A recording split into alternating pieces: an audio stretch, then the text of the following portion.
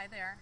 Welcome to Yoga for Tennis. My name is Margaret Bannon. I'm both a teacher of tennis and yoga.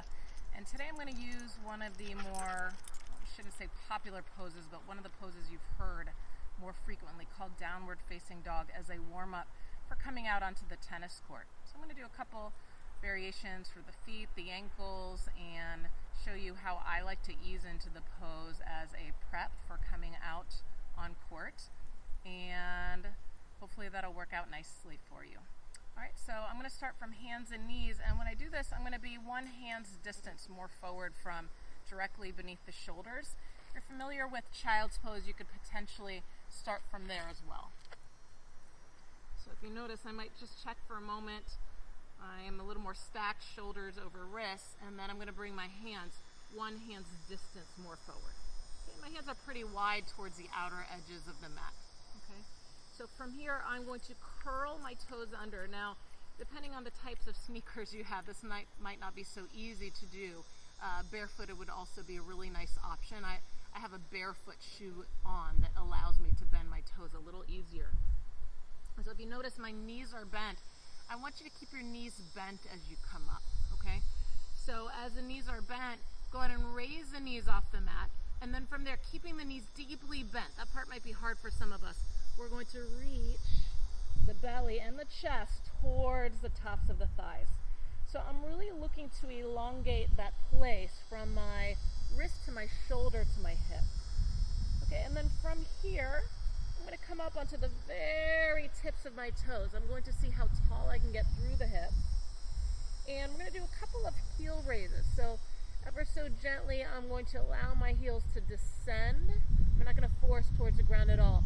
And then I'm going to come up onto the very tips of my toes. Heels sink down a bit, just getting a taste for it. Again, not pressing, but just allowing them to sink slowly.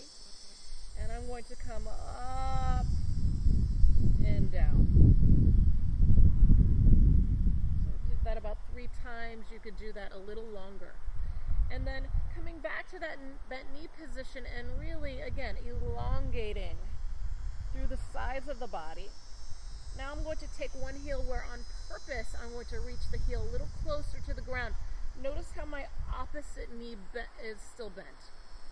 Okay, and then I'm going to bend the leg that had straightened as I reach the opposite heel towards the ground. And I'm going to do that back and forth, bicycling the legs or perhaps walking our dog. So this is an area that gets really tight, the backs of the heels, the calves. After I've done that a couple times through, I like to come back to that bent knee position to reestablish lengthened spine.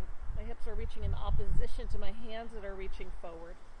And I might stay here, especially if I'm tighter in nature, or if I really want to get that nice traction in through the spine. Or if I have a little more flexibility, I might actually work towards both heels, descending. Again, of course, not forcing. And noticing what that's like for a couple rounds of breath.